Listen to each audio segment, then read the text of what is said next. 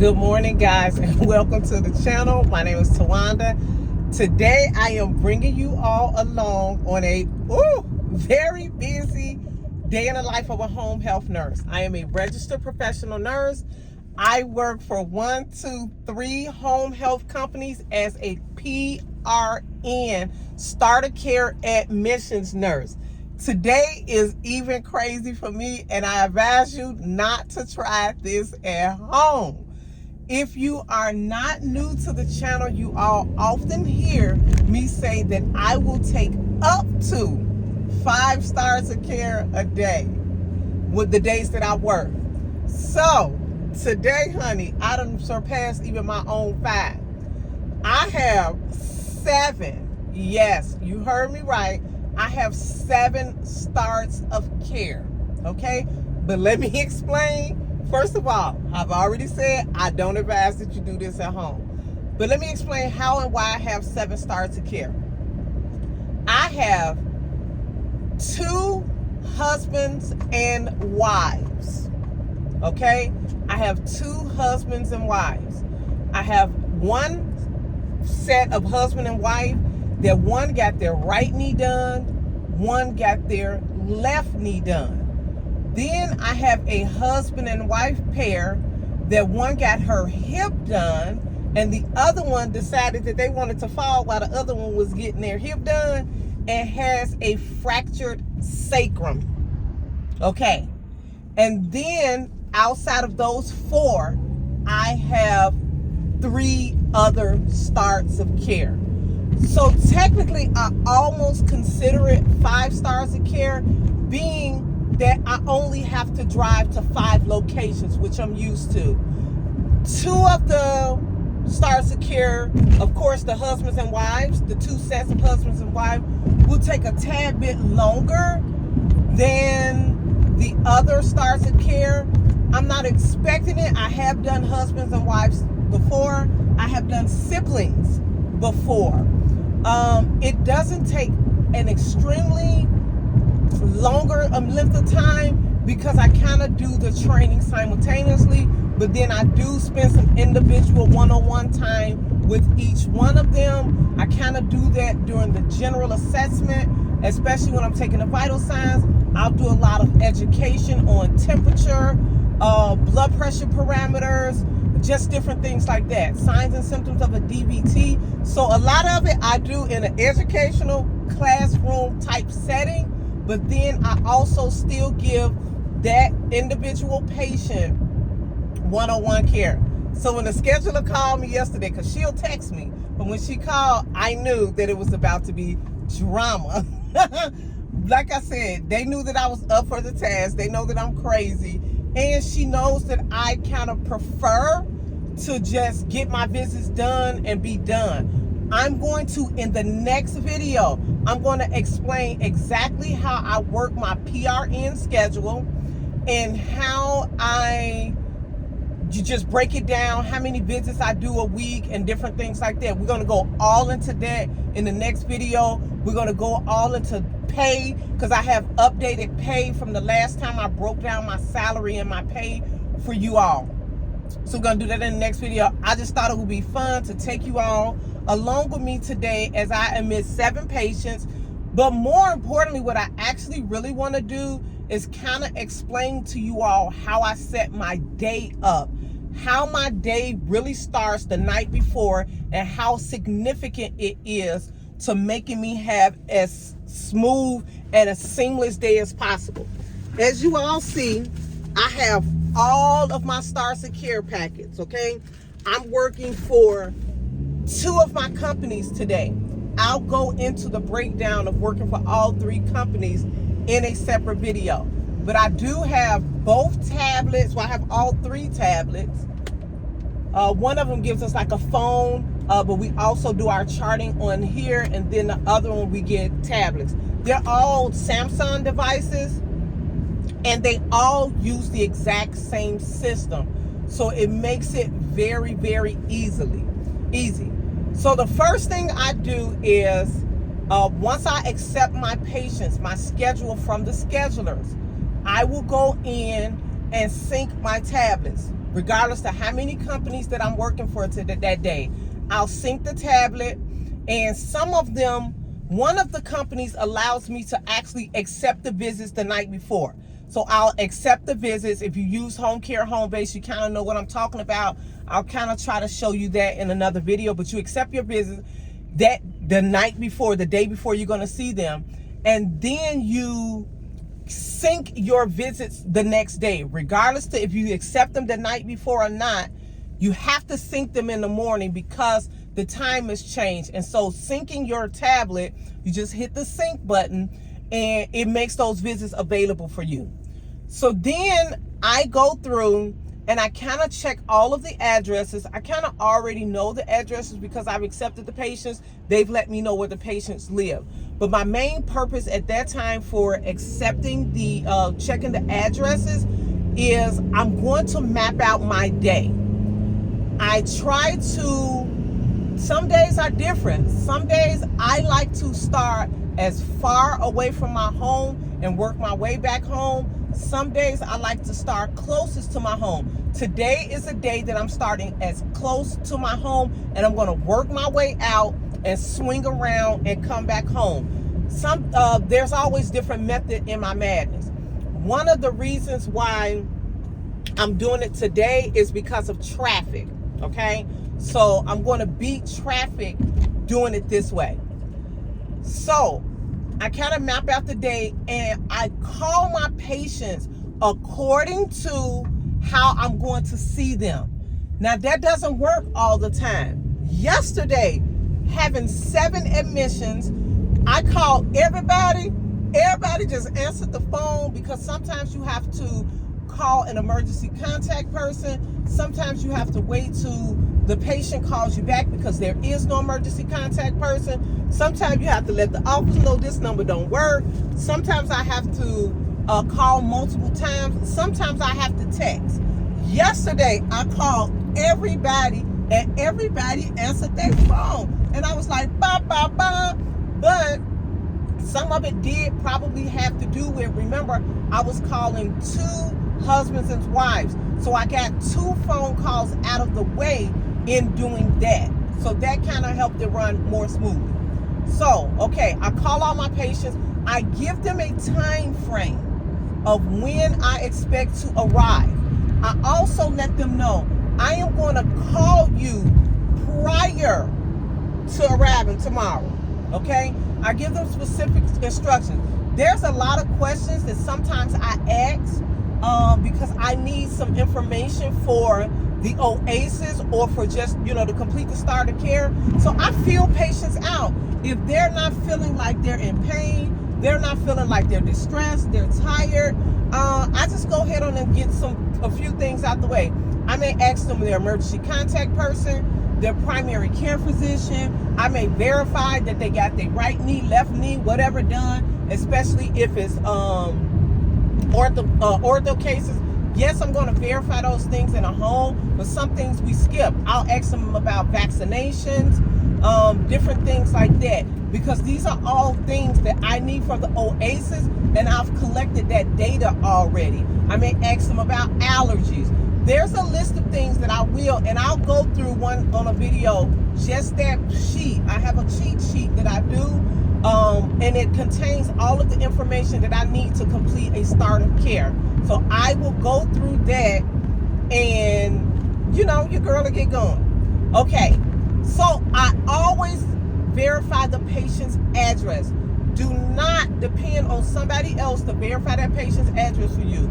Sometimes it just does not get recorded. Sometimes people just did not actually verify the address, especially when you're talking to a lot of geriatric or senior patients. It can be distracting, especially if you're not a person that's used to taking control and making sure you get the information that you want. Sometimes mom and dad, they're with another family member, they're with children, just different things like that. Always verify your address. Do not depend and rely on somebody else to do that for you. I learned that very early in my career, years ago, when I did home health as an LPN, when, driving out of my way and going to wrong addresses, because sometimes you'll find that a patient is staying in an area that you don't even cover. So could be a delay with that patient starting care, because if you just assume that you have the proper address and you don't, you show up at the wrong address, then what can happen is the patient may be in a different county or whatever, and it may actually need to be assigned to another clinician in a whole different area. So please do that. I also ask my patients to have any medication they're taking. You should be checking the bottles, the actual patient prescription bottles when you're in the home. Nurses, you need to be checking that and matching that with the discharge instructions, okay? You need to be reconciling those meds with a patient or caregiver. Make sure that is exactly how they're taking the meds. A lot of times these patients will tell you, no, I don't take that anymore. I don't take that anymore. I take it like this. I take it like that. Those are things that you need to be checking and verifying when you're seeing the patients, okay? So you want to ask for that. Two of the companies that I work for request that you get a picture of the patient's identification and their insurance cards when you're there. One of them really pushes it. One of them is kind of like not that much. If you actually, when you're reviewing that patient's chart, if you see the already in there, because a lot of times especially for our ortho cases, the surgeon's office will have sent over a copy and different things like that. So ask for things like that. Ask that is readily available when you get there. So you're asking for their medication and discharge instructions. You're asking if your company requires that you take a picture of their identification or their insurance card. Ask for that the night prior, okay? I think I already mentioned that I let the patients know that I will call you when I'm actually en route and on my way, okay? I love to do that because the patients are more likely to be ready for your visit and you have their full attention. I also, if you all saw in the last video, I remind them during that phone call where I'm en route and on the way, I remind them to have whatever I need, the things that we just went through. I remind the patient, the caregiver, or whoever to have those things available. Again, I can have a smooth and seamless admission when I do things like that, okay? So those are some very, very key and important things to me, and it helps me get there and focus on the patient, the education that's needed, and just gathering the OASIS information. I have found those things to be very, very essential for me. Now, I have 7 packets. I can't show you all the packets. I have shown a mock packet in the past that I have made, and maybe I'll do that again in another video, because I do realize that we have a lot. Sorry for the moving. I'm driving and I'm kind of like on this road, so it's bouncing up and down. So I have my 7 packets over there. On the very front, sometimes I put it on the back. I've kind of moved to put it on the front. I have the patient's name, their phone number, and their address on all 7 packets. Then I also, remember, have mapped out my day. So I have these packets numbered, and I'll kind of show you all. Let me grab one. There's too much information on there. I'll make another mock packet one time so I can show you all. But then I have them numbered for the number I'm going to see them. So they're stacked up in order. So when I get ready to get out of my car, I have a little box right here with all the starter care packets, my tablets, and any essential things that I may need, okay? I just grab number 1 and grab number 2 as I get to them. And so therefore, I know I have all of the packets. On the packets today, I have a little asterisk, and that indicates that those are the patients that are the husband and wife. So I know to grab 2 of those packets today. That's a little simple for me. Maybe you want to mark it or something like that. I just put an asterisk. I know it's my system. I know what that's for. You can develop a system of your own. Okay. Then the next thing that I do inside the packet, that packet is pre-written out as much as possible. If For two of my home health companies, they are really, really good in going in the system and pulling the actual discharge instructions for us, okay? So we have the discharge meds and everything. Now, I don't advise that you totally rely on that. When you go in the home, nurses, verify that.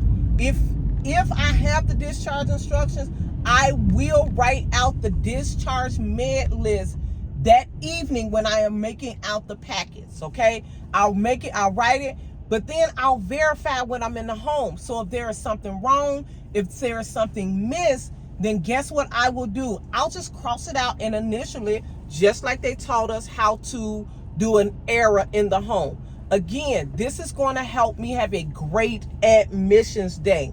Anywhere that I'm required to put my signature, I put my signature. Anywhere the date for that day's start of care, that's already pre-written out. The patient's demographics is already pre-written out. Their name, their date of birth. If I find a height in there, I'll add that. If I find a weight in there, sometimes I will, sometimes I won't add that. In most cases, I'll just ask the patient when I get to the home, but I also will verify the height.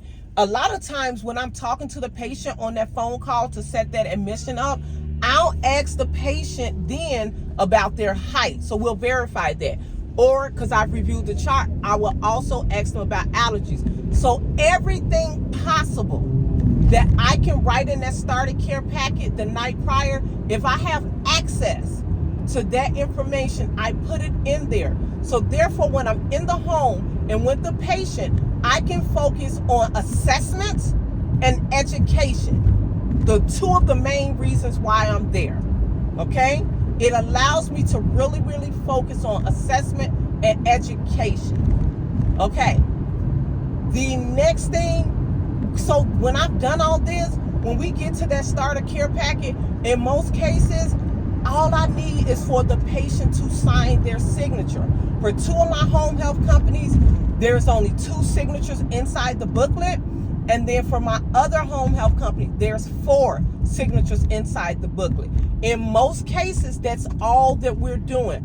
I may have to change something about a medication from time to time, or if I don't have the discharge instructions for the patient, then I will go in and write the medication list while I'm there. But all of this, I promise you guys, it makes me have a very, very smooth transition. I do a lot. I've showed you all in other videos. I do a lot of my documentation when I'm actually there in the home with the patient as well. I'm about 1 minute away from this patient's home. Kind of just wanted to break that down to you all. It is actually 7:58. I told the patient that I would arrive between 8 and 8:30. We're right on track for doing that, okay? I'll pop back in if there's anything else that I can think of to let you all know how I have a very smooth home health day. Or I'm kind of going to like maybe keep you all up with the time and show you all how I was able to do 7 starts of care in one day. In the last day in the life of a home health company, I showed you all how I was able to do 5. So I'll check back in later. Hey guys, listen, I just wanted to pop in. I got a couple things that I want to share about today. A couple other things I want to show you all. But it is 12:58 p.m. I am done for today. I have seen 7 starts of care. Do remember that I did have 2 husbands and 2 wives. But one of the main things that I wanted to pop back in and share before I close this video out, I'm going to share a few more things. But this is the main thing that I wanted to share with you all on today. Today was a complete money grab. I'm going to really make a video and show you all updated what I'm making, why I'm PRN, and show you the bag that I am really getting to. Okay, I'm going to show y'all what I made today. This is the bag that I grabbed today while I was out. I made that amount. Today I made $1,225 in less than 8 hours. The average nursing shift is 12 hours, 16 hours. There are very few things where you can go and actually work 8 hours. Some long-term care facilities, some hospitals in some areas, I do know work 8-hour shifts, but they're not getting to that bag that I just got through. I made $1,225 today in less than 8 hours, okay? I'm really gonna break down to you all the bag that your girl is getting to. Today now is an unusual day because I typically only take up to 5 starts of care.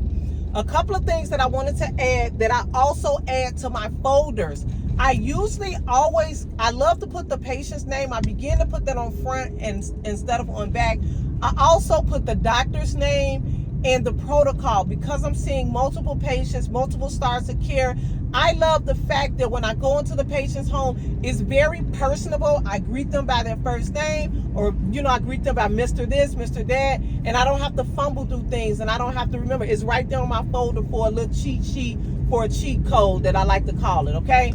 And the doctor's name is in there, so I can say their doctor's name without stumbling, like looking through things. That makes patients feel real comfortable, okay? And it puts in my mind that physician's protocols, because I see a lot of post-surgical patients. I know the patient's protocol, the physician's protocols. What I also will add is the frequency on there, because again, I'm seeing started care after started care after started care. It's very common for ortho started care to be 1 week 2. When I opened up, and then the next nurse, the case manager, the person who's going to be following the patient, will go back after me and remove the dressing. The other thing that's very common for some of the doctors that I see, because of the days that I work, the days a week that I work, I'm gonna break that down to you all as well. The visit will be a 1 week 1, 2 week 1, 1 week 1. But I'll break some of that down when I go into another video. But I kind of wanted to talk about, that's why I write that on the front of the folder, especially with a started care. If you're case managing, you're probably a little bit more familiar with your patients because you're seeing them more regularly. The other thing, while I'm in there, I want to make sure that the patient is aware of when of their next doctor's appointment, their follow-up appointment, because I see a lot of ortho patients. But I want to let you case managers know, every time you see your patients, every visit, you should be asking them, do they have any upcoming appointments? Have they been to the doctor? Have they been to the emergency room? And is there any change in their medication? That is information that you should grab every time you visit the patient. But what I want to also explain to you, if you are doing a starter care, if you are doing an admission, you need to be asking that patient, are they being seen by another home health company, especially within the last 60 days? Because sometimes, especially with Medicare patients or even with insurance patients, that company will still have a hold on that patient in the system. But I see a lot of post-op patients, so I very commonly ask that, because sometimes patients are being seen by a home health company already managing a chronic illness, and surgeons are very particular, so they deal with specific home health companies that they trust with their patients, okay? So I always make sure that there's not another company in there. I always make sure that the patient is aware that another company cannot come in here. You can't have more than one company. Sometimes you have to remind patients too that they can't be going to outpatient therapy and having in-home therapy services. Just wanted to drop that down on you all. I'm gonna concentrate on the road. I'm heading home. Until next time, if you have any questions, leave it down in the comment section. If you have any comments, leave it down in the comment section. If there are specific things that you all want me to talk about, I've been promising an Oasis video, especially for people that are new and getting into home health. If you have I love the Oasis. I'm really good at educating and teaching that. If you have specific questions or a specific question on the Oasis that you want me to break down, let me know. I think I'm going to start adding that to the day in the life home health videos. I'm going to break down a specific Oasis question and tell you how to answer that. I'll see you guys next time. Bye.